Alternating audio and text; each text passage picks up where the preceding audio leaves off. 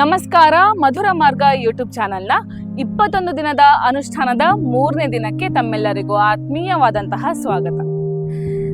ನಾವು ಅರಿವೇ ಇಲ್ಲದಲೇ ಇರುವಂತಹ ಸ್ಥಿತಿಯಿಂದ ಅರಿವನ್ನ ಕಂಡುಕೊಂಡು ಸರಿ ಯಾವುದು ತಪ್ಪು ಯಾವುದು ಅಂತ ಅರ್ಥ ಮಾಡಿಕೊಳ್ತಾ ಇದ್ದೀವಿ. Congratulations for completing day 2 of ಅನುಷ್ಠಾನ. ಸ್ನೇಹಿತರೆ, ನಮಗೆ ಈಗ ಅರಿವಾಗ್ತಾ ಇದೆ ಸರಿ ಯಾವುದು ತಪ್ಪು ಯಾವುದು ಅಂತ. ಆದರೂ ಕೂಡ ನಾವು ಮತ್ತದೇ ಹಳೆ ಮಿಸ್ಟೇಕ್ಸ್ಗಳನ್ನು ಮಾಡ್ತಾ ಇದ್ದೀವಿ. ಅದನ್ನ ಸರಿಪಡಿಸ್ಕೊಳ್ಳೋದು ಹೇಗೆ ಅಂತ ನೋಡೋಣ. ಈಗ ನಾವು ಅವೇರ್ ಆಗಿದ್ದೀವಿ, ಆದರೆ ಸ್ಟಕ್ ಕೂಡ ಆಗಿದ್ದೀವಿ. ಫಾರ್ ಎಕ್ಸಾಂಪಲ್, ನಮಗೆ ಗೊತ್ತು ಕೂಗಾಡಬಾರ್ದು ಅಂತ, ಆದರೂ ಕೂಡ ನಾವು ರೇಗಾಡ್ತಾ ಇದ್ದೀವಿ. ಜಂಕ್ ಫುಡ್ ತಿನ್ನಬಾರ್ದು ಅಂತ ನಾವು ಪ್ರಾಮಿಸ್ ಮಾಡ್ಕೊಂಡಿದ್ವಿ, ಆದರೂ ಕೂಡ ನಾವು ತಿಂತಾ ಇದ್ದೀವಿ.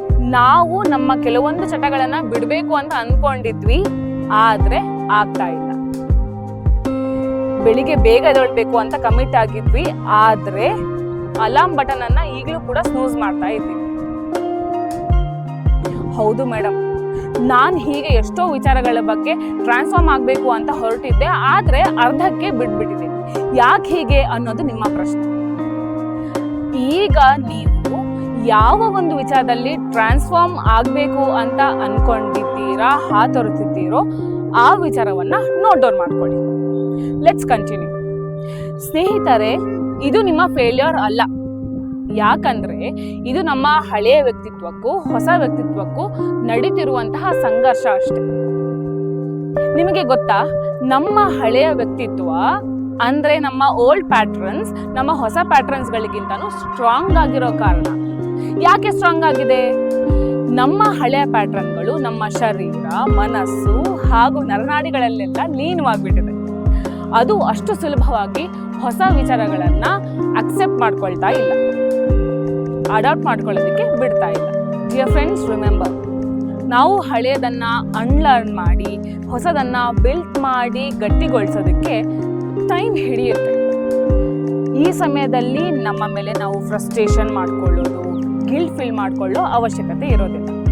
ಬದಲಾಗಿ ನಾವು ಈ ಒಂದು ವಿಚಾರವನ್ನ ಪಾಲನೆ ಮಾಡ್ಬೋದು. ಏನು? ನಾವು ಮಾಡುತ್ತಿರುವಂತಹ ತಪ್ಪು ಹೌದು, ನಾನು ಆ ತಪ್ಪನ್ನ ಮಾಡಿದ್ದೀನಿ ಅಂತ ಅಕ್ಸೆಪ್ಟ್ ಮಾಡ್ಕೊಳ್ಳಿ. Do you know what? ನಾವು ಯಾವಾಗ ನಾವು ಮಾಡಿರುವ ತಪ್ಪಿನ ಬಗ್ಗೆ ಅರಿವು ಮೂಡಿಸ್ಕೊಳ್ತೀವೋ ಅಲ್ಲೇ ನಾವು ಒಂದು ಸ್ಟೆಪ್ ಮೇಲ್ಗಡೆ ಇರ್ತೀವಿ. ಸ್ನೇಹಿತರೆ, ನಿಮ್ಮ ಇಂದಿನ ಟಾಸ್ಕ್ ಇಷ್ಟೇ. ನೀವು ಯಾವ ಒಂದು ತಪ್ಪನ್ನ ರಿಪೀಟೇಟಿವ್ ಆಗಿ ಮಾಡ್ತಿದ್ದೀರಾ ಅಂತ ಗಮನಿಸ್ಕೊಳ್ಳಿ. ಆ ತಪ್ಪನ್ನ ಕಡಿಮೆ ಮಾಡಿಕೊಳ್ಳೋದಿಕ್ಕೆ ಏನೆಲ್ಲ ಮಾಡ್ಬೋದು ಅಂತ ಯೋಚನೆ ಮಾಡಿ. Third step very important.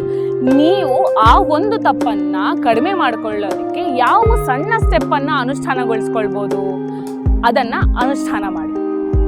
ನಾಳೆ ನಾವು ಹಳೆಯ ಪ್ಯಾಟ್ರನ್ಗಳನ್ನೆಲ್ಲ ಹೇಗೆ ಚೇಂಜ್ ಮಾಡಿಕೊಂಡು ಕಡಿಮೆ ಮಾಡಿಕೊಂಡು ಹೊಸ ಪ್ಯಾಟ್ರನ್ಗಳನ್ನ ಅಡಾಪ್ಟ್ ಮಾಡ್ಕೊಳ್ಬೋದು ಅಂತ ನೋಡೋಣ. ನಾಳೆ ಮತ್ತೆ ಸರಿಯಾಗಿ 10 ಗಂಟೆಗೆ ನಿಮ್ಮ ಮುಂದೆ ಮಧುರ ಮಾರ್ಗ ತಂಡ ನಾವು ಸಿದ್ಧರಾಗಿರ್ತೀವಿ. ನಿಮಗಾಗಿ ನಾವು ಕಾಯ್ತಾ ಇರ್ತೀವಿ. ಮತ್ತೆ ಭೇಟಿ ಆಗೋಣ.